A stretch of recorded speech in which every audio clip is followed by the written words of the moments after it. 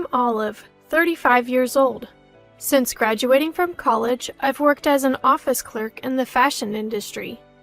I've always been committed to my job, and it's been like my romantic partner. I climbed the corporate ladder quite smoothly because I love what I do. However, working in a predominantly female company meant fewer chances to meet someone, so my love life was rather limited. Once I hit 30 and saw everyone around me getting married and having kids, I decided to sign up for a dating service. That's how I met George. From the first date, George was laid back and easygoing, the total opposite of me, who's always in a hurry and rather impatient. At times, I thought he was a bit unreliable, but then I realized that's something I can handle. I decided that George could fill the gap where I lack easygoingness and chose to marry him. George was raised by a single mother, but neither he nor his mom were interested in living together after we got married. The often told tales of mother-in-law and daughter-in-law conflicts had me relieved that neither of us wanted to live together. When I met my mother-in-law for the first time before our wedding, she seemed to be sizing me up with a critical stare. That confirmed my feelings that I didn't want to share a home with her. No living with my mother-in-law, and a new chapter begins with George as a married couple. We'll make compromises even when our values clash. That was my resolve. So, a month into our adjusted married life, something completely unexpected happened. Hello, Olive. How are you? Still no baby? I want to see my grandchild already. Hi, mother-in-law. It's been a while. What brings you here? What's in the bag? Oh, didn't George tell you? I've decided to move in. What? Of course, George had never mentioned any such plans to me. Both he and his mom had told me before our marriage that neither of them was interested in living together. So this was a complete curveball. Hey, mother-in-law's here at the house. She says she's moving in? What's going on? What? Mom did mention feeling lonely, but I never heard anything about moving in. I mean, I told her it was okay if she felt too lonely, but living together? I hid away to make the call, and when George said that, I unintentionally let out a "What?" Why did you say it was okay to live together without discussing it with me? She probably got the wrong idea. Aren't these the kind of decisions we should be making together? Well, I thought having Mom around to help with chores might be nice. When I had greeted her at her home, the last thing I felt was that she could handle household chores. The kitchen was coated in dust, clearly untouched for a while, and the whole house was cluttered. It was nowhere near what you'd call neat. I want to enjoy my lunch, so I'm gonna hang up now, he said, and abruptly ended the call. Just as I was getting used to life with George, the idea of adding mother-in-law to the equation was overwhelming. While I stood there in disbelief, my mother-in-law called me over, looking annoyed. Olive, your stuff is in the way. Move it already, will you? Honestly, you can't raise a kid in such a cramped house. Well, George and I have decided not to have kids. I'm 35 and George is 38. Having a baby past 35 is considered high risk, and I wanted to focus on my career. So we had agreed before marriage to live a peaceful life, just the two of us. I said that mainly to keep my mother-in-law at bay, so we wouldn't have to face daily nagging about grandchildren. But my words set off mother-in-law like a firecracker. Her face turned beet red with anger. Why? I can't believe you're married and not planning to have kids.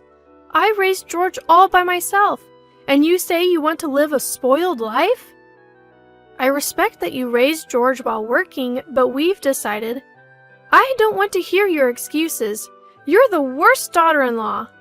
My attempt at pacifying mother-in-law had spectacularly backfired. She stayed furious and spent the next while berating me, not even allowing me room to defend myself. Hey, I can't live with mother-in-law. She's been making a big fuss about wanting grandkids again today.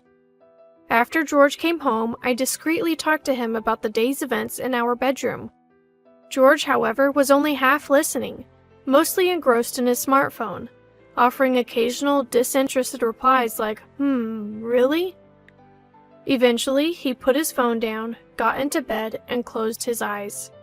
George, are you even listening?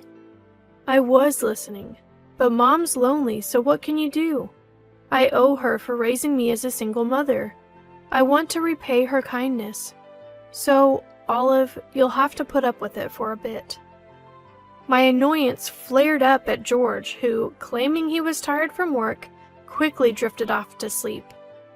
I was frustrated firstly with having to pacify my mother-in-law who's been going on and on about wanting grandkids, and secondly with George for unilaterally deciding we'd live with his mom. I'd heard that marriages are built on compromise. I knew families successfully managed to live with in-laws. Day one was a disaster, but to continue my life with George, it looked like I'd have to be the one making sacrifices. Waking George up to vent my anger was out of the question, so I accepted our living situation. Later, I'd realized this choice was a mistake. I often found myself wishing I'd chickened George awake that night, given him an ultimatum between his mom and me. Because the next day, mother-in-law's harassment began. Olive, just because you work doesn't mean you can slack on housework. George and I are starving, so hurry up and make dinner. Okay. When I got home from work, George had already returned and was watching TV with mother-in-law in the living room. George isn't someone who can't cook. Before, if I came home late, he would have dinner ready for me. Yet today, for some reason, he'd done nothing. Even the dishes from the morning were still in the sink. He seemed to be enjoying a quiz show with mother-in-law while I was left to prepare dinner alone in the kitchen. When I finally laid out the meal on the table, mother-in-law twisted her lips in disapproval again. What's this? Mostly frozen food, huh? You think it's okay to feed this additive packed stuff to an elderly person? I'm sorry, I've been busy with work. Being busy with work is no excuse. Has George been eating like this every day since you got married? Poor guy. If his health goes south, it's on you. While mother-in-law angrily scolds me, spitting as she speaks, George quietly eats his meal. George, who side glances at the TV and seems to be enjoying himself while his wife is being yelled at by mother-in-law, doesn't seem like the George I know. Throughout dinner, mother-in-law never stopped complaining at me. A wife who can't even cook and won't have kids is the worst. George could have done so much better. Prioritize George and me over your job. She kept going on and on until I was so mentally worn down I couldn't even understand what she was saying anymore. That night, I broke down crying in our bedroom. The thought of this life continuing was unbearable. George seemed surprised to see me cry. I told him I can't live with mother-in-law anymore, but George looked exasperated. My mom is important to me, so I want you to treat her with respect too, he said before falling asleep. I couldn't even muster a rebuttal to George and cried until I fell asleep. Life with mother-in-law, filled with nothing but suffering, continued as it was. George doesn't have to do a thing. Housework is a wife's job. Once mother-in-law said this, George truly stopped doing any chores. I continued to juggle work, household tasks, and being yelled at by mother-in-law. When mother-in-law found out George and I had separate finances, she started demanding money from me. You're my son's wife, so giving me an allowance is your natural duty. She demanded money with this ridiculous reasoning. I was so tired of being yelled at that I just gave her the money, thinking if it could be solved with cash, so be it. My home no longer felt like a place to relax. When heading back home after work, my feet felt as heavy as lead. I spent days wondering how long this life would continue, feeling utterly hopeless. Then, a pivotal incident occurred. I'm home. What's going on? Come here for a second. I arrived home that day, burdened with yet more emotional stress. Waiting for me at the entrance was George, his face twisted in anger. George, who had greeted me at the entrance, pulls me into the living room. There, sitting on the sofa, Mother-in-law looked downcast. Did something happen? This is all Olive's fault, isn't it? You must have done something. It was the first time I had ever seen George angry. Although I was shocked, I racked my brain. I had no recollection of doing anything to make Mother-in-law feel this way. Feeling agitated, George finally told me what was bothering him. I heard you've been making snide remarks to my mom every day when I'm not around. She even told me you only cook when I'm here, so she's not getting meals. What's your aim in being nasty to my mom?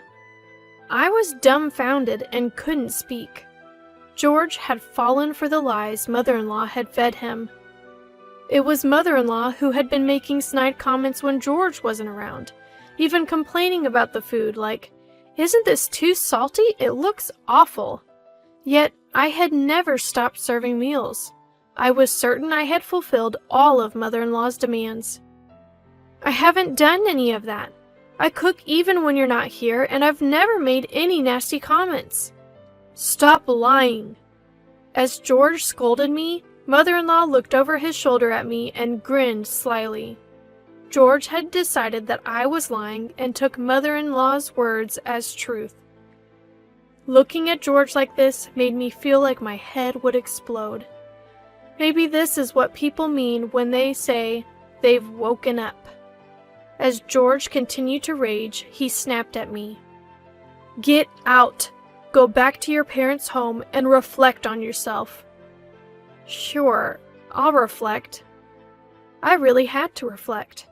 I had to reflect on why I had been wearing myself thin serving people like this. I quietly packed my things and left the house. When I got to my parents' house and explained the situation, they were shocked at my appearance. I hadn't realized it, but the stress from living with Mother-in-law had caused me to lose a significant amount of weight. Holding me in her arms, my mom cried, "I wish I had never approved of this marriage." My dad said, "You don't ever have to go back." Luckily, my parents' home was a commutable distance to my job, so I took them up on their offer and started my life afresh at their house. Every now and then, I'd get an email from George checking in on me, but I left them all unread. As I worked hard and relaxed at my parents' home, I felt like I was breaking free from the brainwashing. I used to think that to keep my marriage to George, I had to endure whatever Mother-in-law said. But a marriage with a husband who prioritizes his mother over his wife is not worth keeping. It took quite some time before I could look back and laugh at what a fool I'd been. Have you cooled your head yet? Yes, I feel much clearer now. Thanks for sending me back to my parents. Months passed and I returned to the house where George and Mother-in-law lived. George was waiting at the front door. I smiled and headed toward the living room. Mother-in-law was seated, glaring at me as I entered. You're late! Being away this long is unacceptable for a wife. You owe George and me an apology for what you've done and for leaving this house unattended. Mother-in-law spoke loudly, and George agreed as he sat next to her. Without sitting down, I pulled out some documents from my bag. I won't apologize. However, I don't want to make either of you uncomfortable anymore, so I've prepared this. Both George and Mother-in-law's eyes widened when they saw the papers I placed on the table. The document was a pre-filled divorce application. Divorce? Hold on, Olive. I never thought about divorcing if you just apologized to my mom. Don't get it twisted. I'm the one who wants to divorce. I'm tired of being yelled at by Mother-in-law every day and being treated like a maid. I thought I was doing it all for you, George, but it seems you care more about your mom than me. I don't see the need to value someone who doesn't value me. I realized that after clearing my head at my parents' house. I expected George to be shaken. However, I was surprised to see Mother-in-law trembling as well. Now, Olive, calm down. Divorcing is a hasty decision. Maybe I've been harsh on you, but it's not that I hate you. I just wanted you to become a respectable wife. I don't want to become a respectable wife as you see it, so thanks, but no thanks. What's making you so nervous? Is it because you had a hard time without your free and limited housemaid for these few months? Mother-in-law couldn't argue with my statement. The house I'd kept clean despite all of mother-in-law's criticisms was a mess after just a few months of my absence. Clearly, housekeeping wasn't mother-in-law's strong suit. I came here today to deliver the divorce papers. If you're not willing to agree to the divorce, I've decided to consult a lawyer. Please mail it back as soon as you've signed. Goodbye. I left George and mother-in-law, both looking pale and downcast, and walked out of the house. Finally saying what I needed to say, I felt refreshed as I headed back to my parents' home. Shortly after, George promptly mailed me the completed divorce papers. I easily got my divorce and returned to a life where work is my primary relationship. I'm truly happy living life on my own terms now. As for George and mother-in-law, they seem to be living quietly in their dust-filled home. When I told the matchmaker who had set us up about our divorce, I was shocked to hear that George had re-registered with the dating service. He's apparently looking for a new housekeeper, but given his age and divorce history, his search for a life partner isn't going well. I had resigned myself to staying single forever after the ordeal, but recently a younger colleague told me he's interested in dating with marriage in mind. I'm unsure what to respond, but the truth is, I'm growing fond of this adorable, puppy-like person. We're in the stage of going on dates, and I have a feeling I'll end up being swept off my feet by this colleague. Here's hoping this marriage works out better than the last.